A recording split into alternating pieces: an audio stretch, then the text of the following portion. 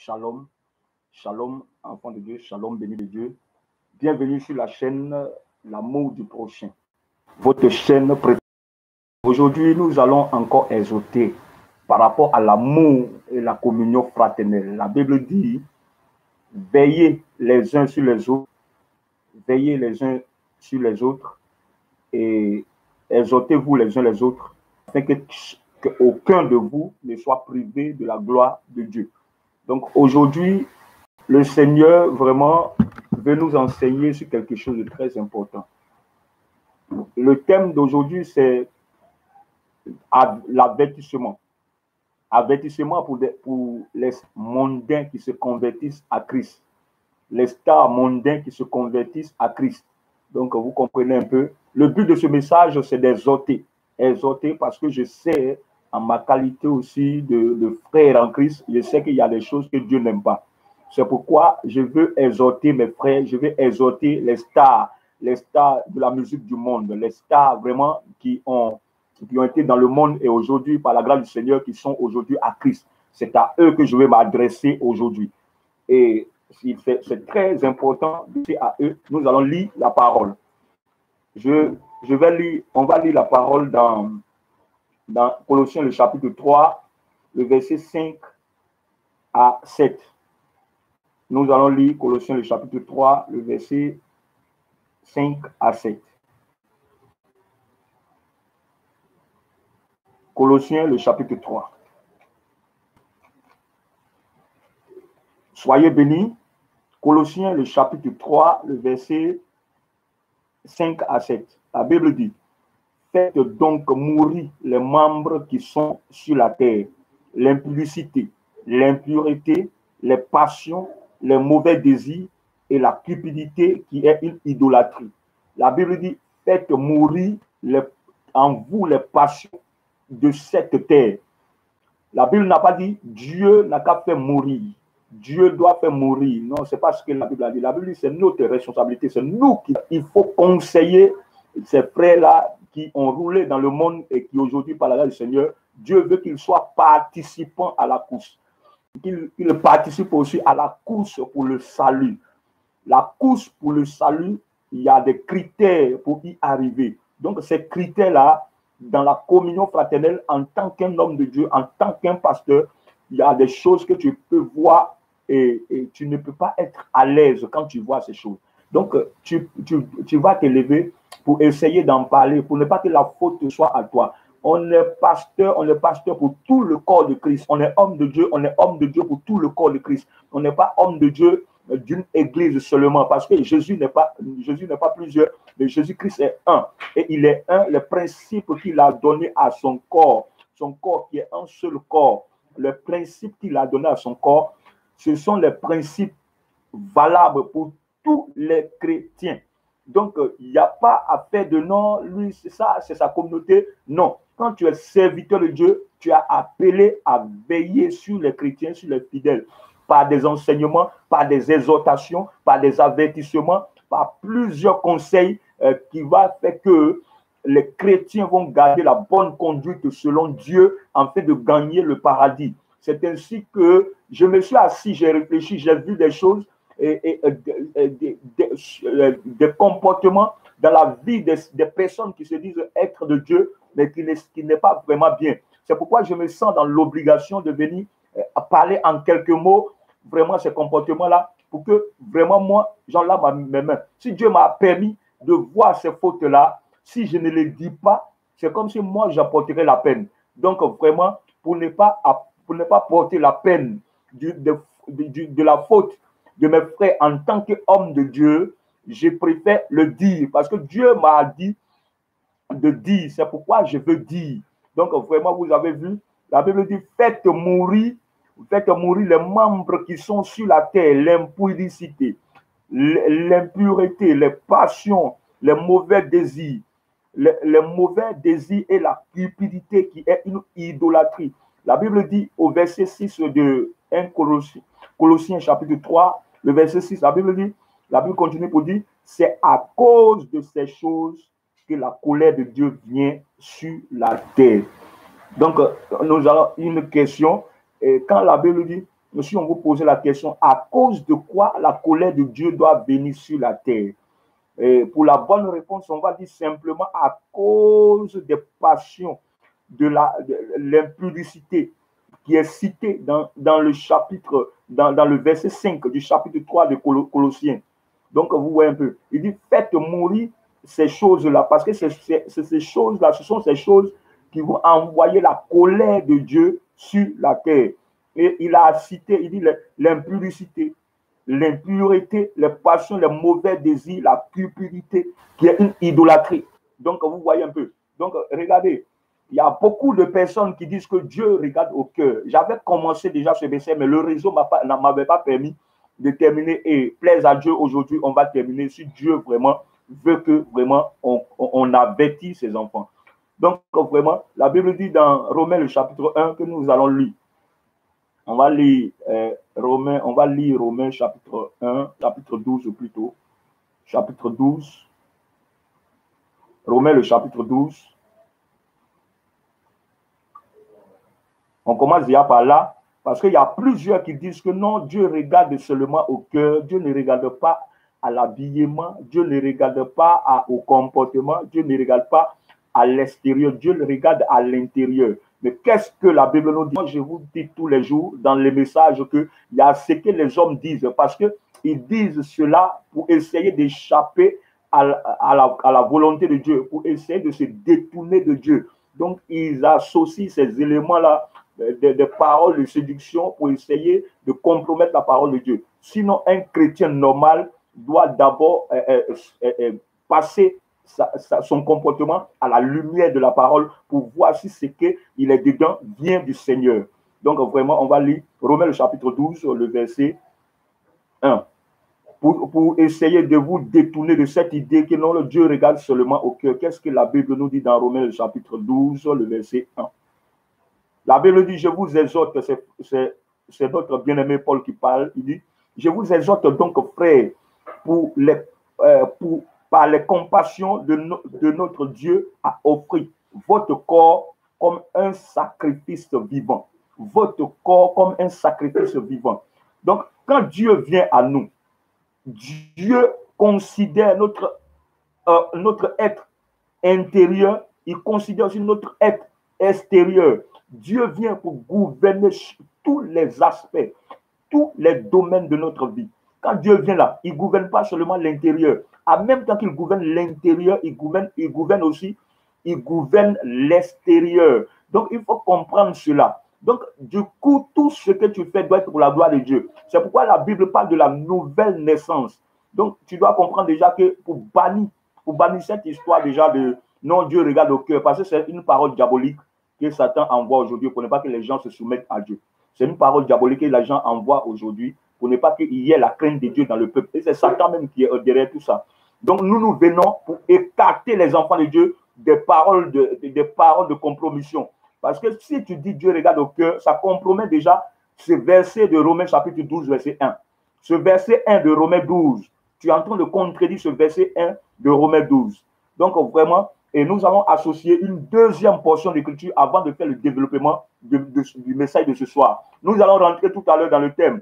Et Dieu, je vais citer, comme le Seigneur me l'a ordonné. Je vais parler sans détour, sans regarder à quelque chose. Mais pour que les gens changent, parce que ces personnes-là, si nous les laissons, Satan risque de posséder l'Église. Et mieux vaut parler pour que vraiment, s'il doit prendre garde, qu'il prenne garde. Nous, les hommes de Dieu, on est obligés de le dire. Donc, c'est pourquoi l'apôtre Paul dit dans 2 Pierre, le chapitre 4, le verset 13, 2 Pierre, le chapitre 1 plutôt, le verset 13, où il dit, je regarde comme un devoir, aussi longtemps que je serai en vie, de vous tenir en éveil par des avertissements. Tu peux lire là-dedans. Tu vas trouver ce que je suis en train de dire.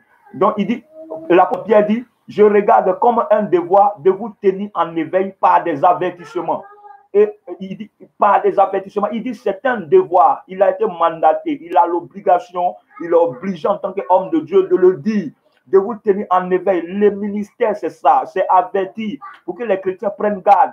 Quand la Bible dit dans Job 33 que Dieu parle tantôt d'une manière, tantôt d'une autre manière, quand tu vas en bas, la Bible dit c'est pour préserver l'homme du mal. C'est pour que l'homme ne touche pas au péché. C'est pourquoi Dieu parle. Donc, Dieu envoie son serviteur pour parler aussi dans ce sens, pour que les chrétiens, parce que beaucoup de personnes pensent que telle chose est faisable. Mais qu'est-ce que la Bible dit? C'est la grande question qui est là. Et donc, quand tu vis, c'est cette question-là qui doit te passer par la tête.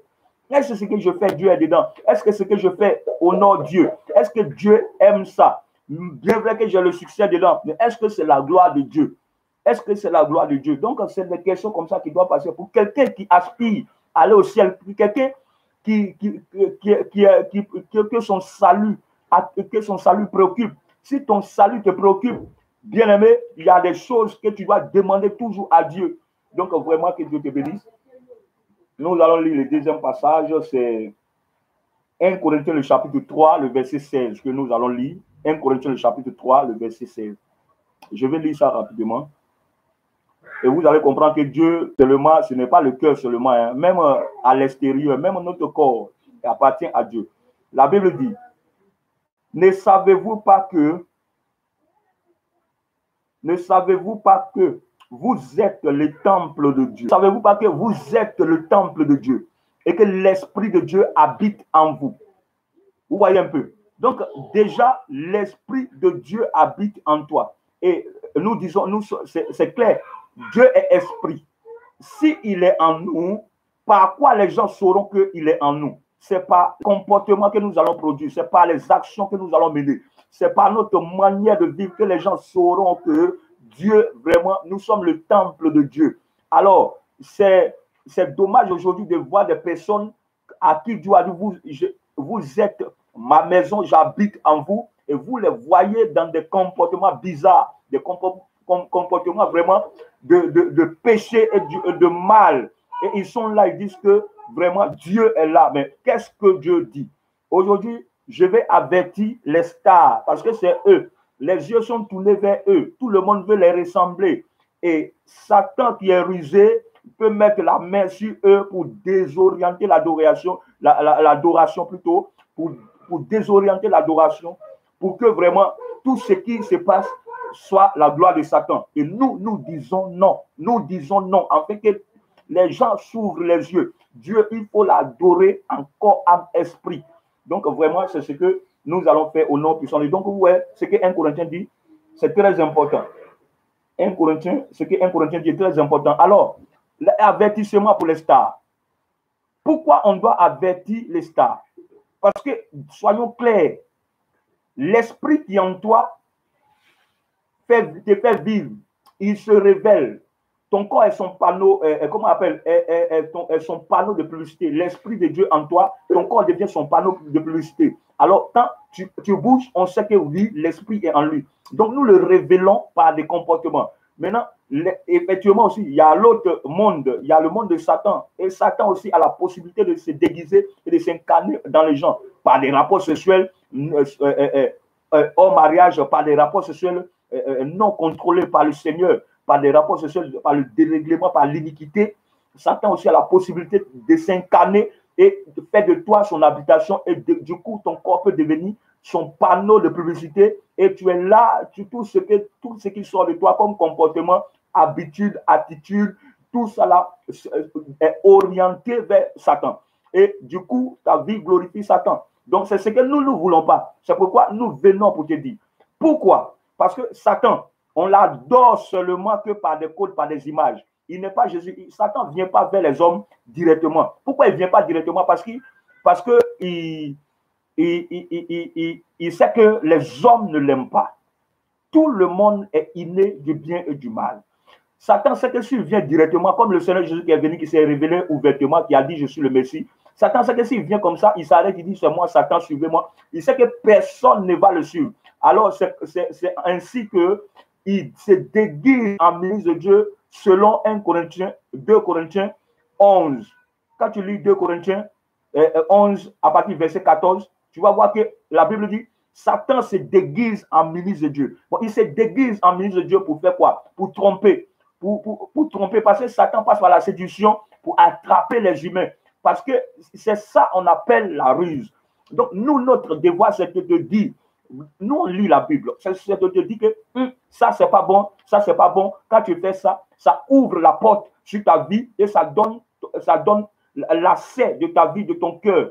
Satan a accès à ta vie par certaines choses que tu peux faire, par certains comportements. Donc, c'est notre devoir de te le dire, comme l'apôtre Pierre. C'est pourquoi Dieu me dit ce soir de te dire, tu écoutes, Dieu est glorifié. Tu mets en pratique, le Seigneur est glorifié et tu auras le salut. Parce que très peu de personnes aujourd'hui adorent Dieu pour de vrai. Beaucoup de personnes adorent Dieu pour le ventre. Beaucoup de personnes adorent Dieu parce qu'ils ont échoué à l'école. Beaucoup de personnes adorent Dieu parce qu'ils ont tout essayé dans la vie. Ça n'a pas marché, donc ils se sont lancés dans le ministère pour se faire de l'argent et pour se faire une place au soleil. Nous, on adore Dieu pour te dire la vérité. C'est pourquoi nous, on n'a pas peur de te dire la vérité. Il faut qu'on te dise cette vérité-là parce que c'est cette vérité-là qui va te sauver. Si nous, on te laisse dans le mal pour manger ton argent, on se condamne nous-mêmes et puis on te condamne toi-même. Sachant que l'enfer, il n'y a pas l'amusement là-bas, mieux vaut te dire pendant que tu es sur la terre. Là, maintenant, si on te dit, si tu ne mets pas en pratique, là, c'est ta responsabilité. C'est pourquoi Dieu a dit à Ézéchiel, si je te dis de dire au pécheur d'arrêter son péché, si tu ne le dis pas, c'est toi qui vas porter la peine. Mais si tu le dis, tu seras dégagé du fardeau et le pécheur mourra et tu ne seras pas condamné. C'est ça que nous on fait pour venir dire aux gens que telle chose n'est pas bien, telle chose n'est pas bien, on ne fait pas ça, on ne fait pas ça. Et si vous voulez juger ce qu'on dit, entrez dans la Bible pour essayer d'analyser notre parole à la lumière de la parole. C'est en ce moment-là que vous allez voir si on ment ou bien si on dit vrai. Donc c'est comme ça qu'on dit, soyez comme des bénédictes. Soyez comme des bénédictes. La Bible déclare qu'ils examinaient la parole chaque jour pour voir si ce qu'on leur disait était vrai. Donc soyez comme des juifs, des bérets. Donc, que Dieu vous bénisse au nom puissant de Jésus. Aujourd'hui, tu vas voir des stars. Quelqu'un qui a roulé dans le monde. Il y a une situation, il s'est échappé. Il est venu se retrouver à l'église. Et il trimballe tout ce qu'il faisait dans le monde là, dans l'église. Les valises qu'il avait, les valises de comportement, de style mondain, d'habillement mondain, de tout ce qu'il faisait dans le monde là. Il déporte tout dans l'église. Et il est assis avec ça dans l'église, disant que non, Dieu est là. Il chante Dieu. On va voir le verset tout à l'heure. Pour ces genres de comportements-là, il y a toutes sortes de versets dans la Bible. À chaque situation a son verset dans la Bible. Si vous méditez la parole, vous allez voir que tout sera facile et vous allez comprendre Dieu. Si vous méditez la parole, personne ne vous trompera. Si vous méditez la parole, vous allez être éclairé. C'est la méditation qui enverra la connaissance de Dieu. La méditation, dans la méditation, le Saint-Esprit te dira, ça c'est pas bon, ça c'est pas bon. Et je ne suis pas là pour vous mentir ce soir. Donc vous allez voir, il est quitté dans le monde. Et son même comportement-là, il trimballe ça dans l'église de Dieu. Et les hommes de Dieu qui n'ont pas la révélation, tout le monde, c'est parce qu'il a des billets de banque, parce qu'il a un compte en banque, parce qu'il est bien vu. Et on dit non, il vient d'arriver. La Bible dit, soyez toujours prêts, parce que vous ne savez ni les jours où votre Seigneur viendra. Dieu nous dit toujours de prendre garde, de vigiler, d'être toujours comme des vigiles, de prendre garde. Il dit en Matthieu le chapitre 25, le verset 13, la Bible dit, puisque vous ne savez ni les jours, ni l'heure, chaque jour, veillez. C'est ce que nous, les pasteurs, nous disons aux chrétiens, veillez. Ils ont veillé, ils ont gagné. Dans le livre de Hébreux, le chapitre 11, la Bible déclare que les héros de la foi que nous citons là, ils ont veillé parce qu'ils considéraient le salut. Ils considéraient ce salut-là. Donc, ils ont veillé. Pourquoi nous ne veillons pas? Donc, le gars, il arrive. Les stars là, ils sont pleins. Je ne me sens pas conduit de dire le nom de quelqu'un, mais si tu écoutes, si tu entends ce message, si tu regardes cette vidéo, commence maintenant à analyser ta vie. La Bible dit, analysez votre vie vous-même pour que si ce que vous faites est la volonté de Dieu, alors vous aurez sujet de vous glorifier. Donc, moi, je viens aujourd'hui pour exposer la parole de Dieu. Donc, la parole de Dieu, quand ça sort là, quand la parole de Dieu est en train de sortir là, ce qui te concerne là, tu prends et tu l'adaptes à ta vie, pour ta maturité, pour ton changement. C'est comme ça qu'on fait. Nous, notre rôle, c'est de dire. Maintenant, nous, on dit pour se dégager. L'apôtre Pierre dit l'apôtre Paul dit à Timothée, il dit, veille ici ce que tu prêches, afin de te sauver et aussi sauver ceux qui t'écoutent. Donc, on prêche d'abord pour être nous-mêmes en tant qu'hommes de Dieu en paix avec Dieu d'abord. On se sauve parce que si Dieu met ses vérités en nous, que nous ne le disons pas, nous sommes les premiers condamnés. Donc, pour éviter la condamnation, je préfère te dire la vérité pendant que je suis encore ici. C'est clair. Et le gars qui dans le monde, il envoie tout son comportement, le style, tout ça. Il oublie que la Bible déclare que celui qui a Christ est une nouvelle créature. Les choses anciennes sont passées. Voici, toutes choses sont devenues nouvelles. Et c'est ce que l'apôtre Paul a dit. Il a dit dans Philippiens, le chapitre 3, à partir du verset 11 à 14. Il dit, je ne pense pas avoir saisi le Christ. Mais je sais une chose, oubliant ce qui est derrière, je me porte vers l'avant et je cours afin de gagner le prix de la vocation céleste. Donc, il dit, je laisse tout ce qui était derrière. Je me focalise vers l'avant. Il se focalise, il cherche Dieu. Il commence à faire des recherches. Qu'est-ce que Dieu aime? Qu'est-ce que Dieu n'aime pas? Il commence à grandir spirituellement. Il commence à se discipliner, à méditer la parole. À méditer la parole. Et c'est ça, se focaliser vers l'avant. Tu es venu, tu as un nouveau patron. Cherche à connaître ce patron.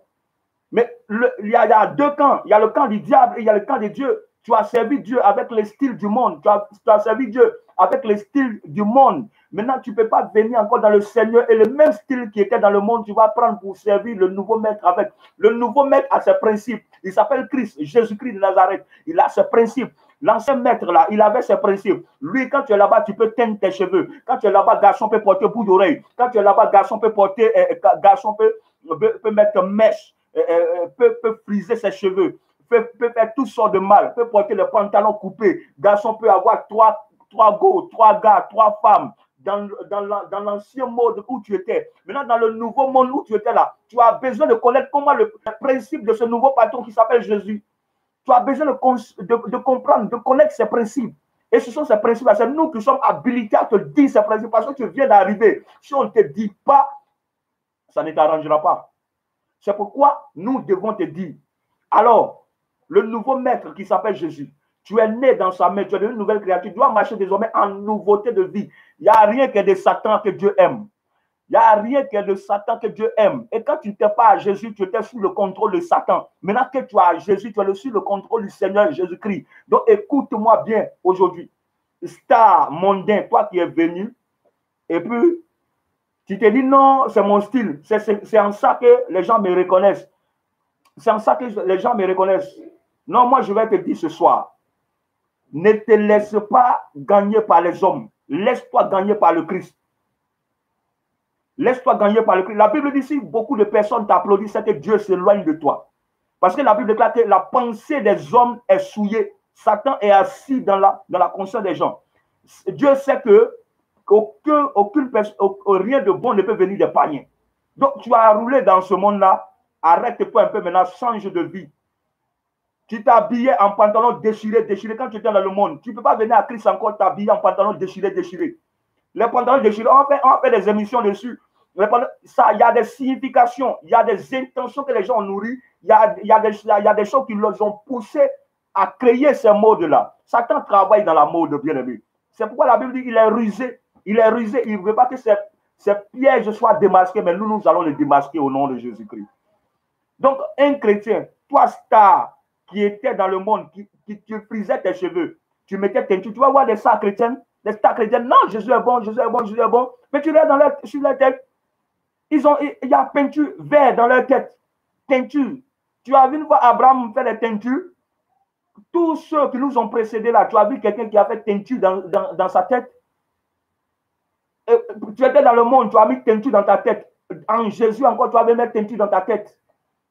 Tu étais dans le monde, tu portais pantalon coupé, on dirait fou. C'est les fous qui portent les pantalons déchirés. Dans le satanisme, on vous fait croire que c'est la mode. Or, pourtant, en réalité, c'est la saleté du monde des ténèbres là qu'on vous reflète pour que vous soyez des agents de Satan inconscients.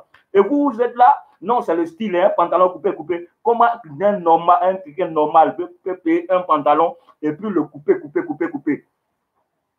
Et les gens sont allés à l'école. Ils peuvent tout comprendre, mais ces choses simples-là, ils sont incapables de comprendre. Parce que Satan assis ils n'ont pas encore tué la chair en eux pour que les choses de Dieu naissent en eux. Et quand les choses de Dieu sont en train de sortir, ils voient ça en abomination.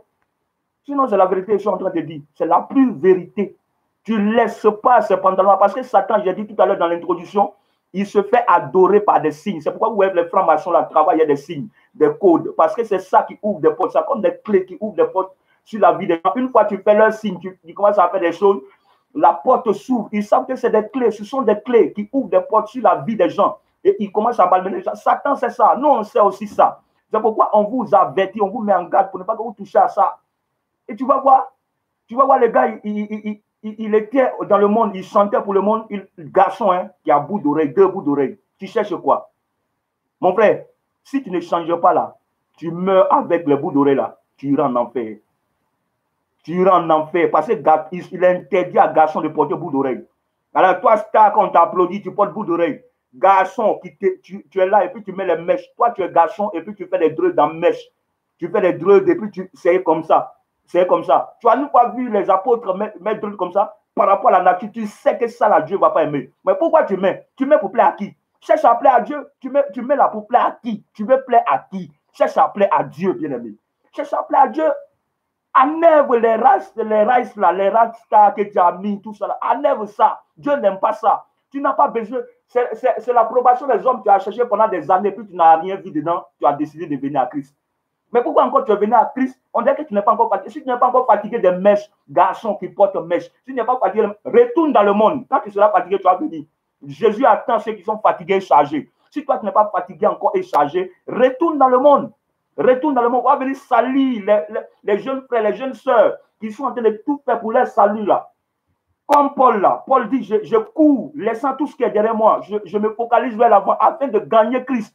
Il y a des gens qui sont en train de jeûner pour aller au ciel parce qu'ils connaissent le ciel. Ils connaissent la gloire qu'il y a là-bas. Ils veulent rentrer au ciel. Là, toi qui viens ta souillure là, tu es en train de désorienter les frères qui sont en train de faire le sacrifice.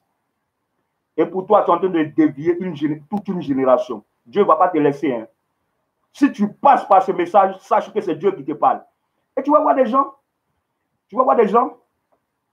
Il est là, garçon qui prend produit. Il prend produit. Garçon, il prend produit pour devenir clair. Garçon, il est les hommes de Dieu vaincus par le ventre, par l'amour de l'argent, vont les applaudir. Non, c'est vous. Regardez, personne n'a la date du retour de Christ. C'est pourquoi chacun veille, tout le monde veille. Si tu ne veilles pas, laisse les pasteurs te dire non, il y a un temps. Quand Dieu va frapper tout de suite là où tu vas aller. Pendant que ton pasteur te dit il y a un temps là, tu sais. Lui-même, il ne sait même pas quand Jésus va venir.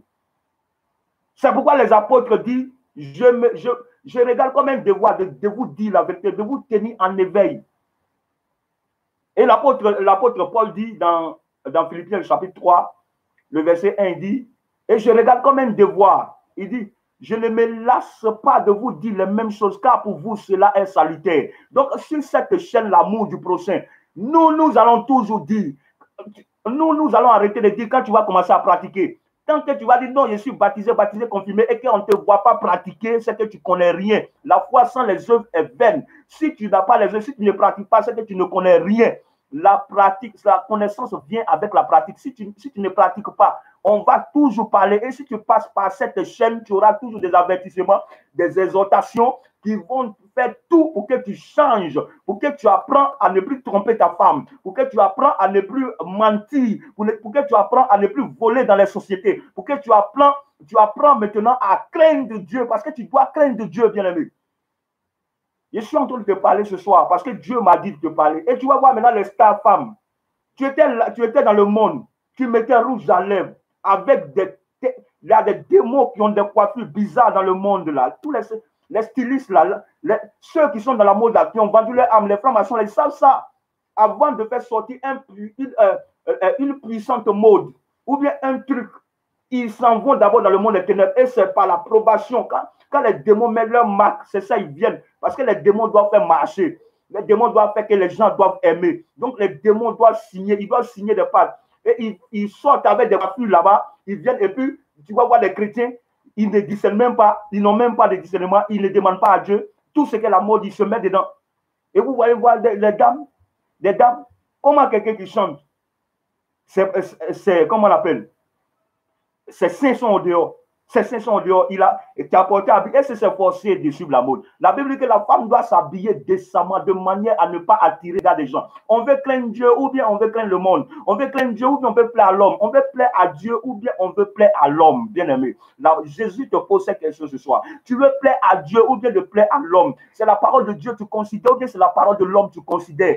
Dis-moi aujourd'hui, entre Dieu et le monde, tu choisis qui? Si tu choisis Dieu, obéis. Dieu dit que la femme doit s'habiller décemment. Comment tu t'habilles et puis tout ce qui est en bas là tremble sur toi. Regarde comment tu es habillé. Et regarde comment les femmes dans la Bible s'habillaient. Regarde comment tu t'habilles.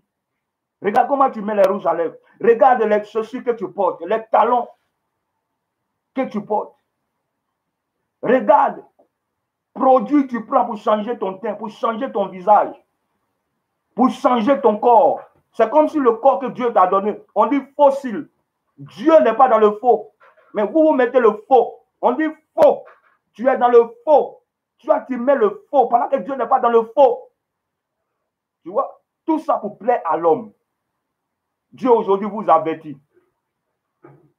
Dieu vous avertit aujourd'hui. Et il y a des papas, on va plus loin même. Ils sont là. Les pasteurs qui regardent votre argent, qui se disent non, que je dois avoir beaucoup de fidèles, c'est pour manger votre argent. C'est pour manger votre argent. Mais la vérité, là, on doit vous dire, ce qui peut vous sauver. Regardez le monde passe très rapidement. La mort va gagner bientôt les gens. La mort, là, personne ne peut éviter la mort. Mais si tu meurs là, où iras-tu? Où iras-tu? Où iras-tu? Avec ton mensonge là, tu iras au paradis. Avec le vol que tu fais là, tu iras au paradis. Avec le bout d'oreille, garçon, toi tu portes le bout d'oreille là, tu iras au paradis. Avec les mèches qui sont sur ta tête là, tu iras au paradis. La Bible dit, analysez-vous vous-même. Si c'est que vous faites dans la volonté de Dieu, analyse-toi toi-même. On ne peut pas être au monde et en même temps être à Dieu. Ça ne peut pas être possible parce que Dieu est jaloux. C'est avec jalousie que Dieu chérit l'esprit qu'il a mis en nous. Selon Jacques, le chapitre 4, le verset 5. La Bible dit c'est avec jalousie que Dieu chérit l'esprit qui est en nous. En d'autres termes, quand Dieu vient à nous, il veut nous contrôler notre cœur, notre manière de nous habiller. Tout ce qui est dans notre maison, tout ce qui nous appartient, il veut avoir le contrôle de cela. Alors si on prend ce qui est à Dieu, qu'on glorifie Satan avec, Dieu s'éloignera de nous et nous n'allons pas rentrer dans le paradis. C'est pourquoi Josué a dit, moi et ma maison, nous servirons l'Éternel. Et David a dit que tout ce qui est en moi loue le nom de l'Éternel. Est-ce que ton portable loue le